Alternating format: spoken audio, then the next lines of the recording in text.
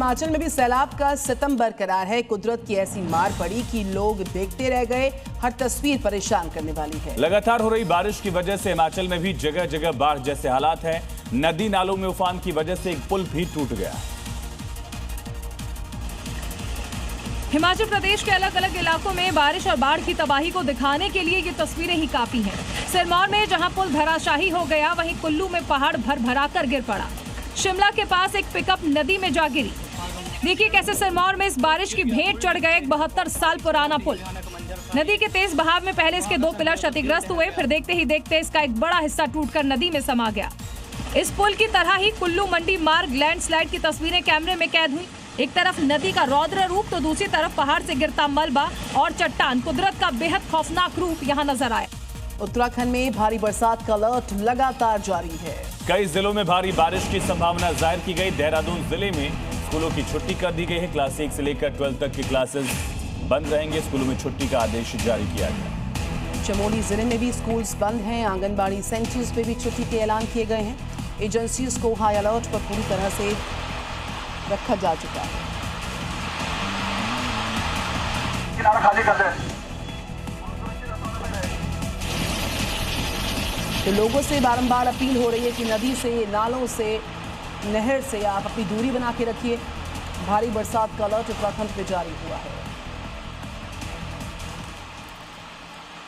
तो हिमाचल प्रदेश और उत्तराखंड में लगातार हो रही भारी बारिश का असर अब यमुना नदी पर साफ दिख रहा है। यमुनानगर के हथनीकुंज बैराज पर यमुना का जलस्तर तेजी के साथ बढ़ रहा है। बढ़ते जलस्तर को देखते हुए बैराज के कई गेट्स खोले गए और पानी दिल्ली की तरफ छोड़ा जा चुका है। क्योंकि यमुना नदी में जो उफान आया है उसको देखते हुए प्रशासन ने हथनीकुंड बैराज से 18 में से 15 गेट खोल दिए हैं और हजारों क्यूसेक पानी दिल्ली की ओर छोड़ दिया है। अधिकारियों के मुताबिक बैराज से 63,110 क्यूसेक सरप्लस छोड़ा गया, जो अगले 72 घंटे में दिल्ली पहुंच जाएगा। फिलहाल दिल्ली में यमुना का लेवल अभी खतरे के निशान से काफी नीचे है, लेकिन जब बैराज का पानी दिल्ली तक पहुंचेगा तो जैसे ही लेवल 204.5 मीटर तक पहुंचेगा, दिल्ली में खतरे की घंटी बज जाएगी।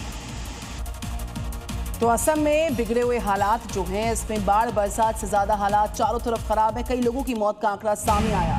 तो 6 और लोगों की मौत हो गई। बड़ी खबर है, अब तक 95 लोगों की जान चली गई है। असम के 14 जिले बाढ़ की चपेट में है। 1.5 लाख से ज्यादा की आबादी अब भी प्रभावित है। पिछले 1 महीने से असम में बाढ़, बारिश और बर्बादी का ये मंजर लगातार बना हुआ है। मृतकों का आंकड़ा बढ़कर 95 हो गया है। मानसून से हालांकि देश के कई राज्यों में तबाही दिख रही है, लेकिन इसका सबसे ज्यादा असर असम में दिख रहा है।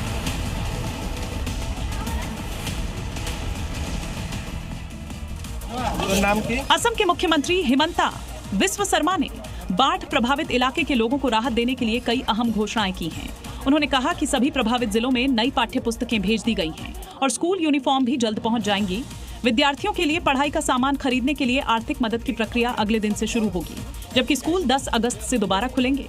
मुख्यमंत्री ने बताया कि बैंक खातों से जुड़ी तकनीकी दिक्कतों की वजह से कुछ मदद लंबित है, जिसे प्राथमिकता के आधार पर निपटाया जा रहा है। उन्होंने बीमा कंपनियों से जल्दी करने की अपील की है। 120 करोड़ रुपए का टाइडल डैम, लेकिन क्या इसी निर्माण ने बदल दी पूर्णा नदी की धारा? गुजरात के नवसारी में किसानों का दावा ऐसा है कि डैम के पास नदी का रुख बदलने से उनकी जमीन नदी में समा गई। आखिर जिम्मेदार कौन है?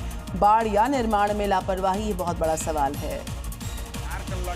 गुजरात के नवसारी जिले में पूर्णा नदी में आई भीषण बाढ़ के बाद 120 करोड़ रुपए की लागत से बन रहे टाइडल डैम के पास नदी का बहाव मुड़ गया। बहाव बदलने से विरावाला गांव में किसानों की करीब 40 फीट निजी जमीन नदी में समा गई। प्रभावित किसानों का आरोप है कि टाइडल डैम निर्माण में ठेकेदारों की लापरवाही वजह से ये हालात बने हैं। जमीन कटने से किसानों की खेती पर संकट गहरा गया है। किसानों का दावा है कि इस वजह से वे आर्थिक बर्बादी के कगार पर पहुंच गए हैं। किसानों ने मामले की जांच कर मुआवजा और जिम्मेदार लोगों पर कार्रवाई की मांग की है।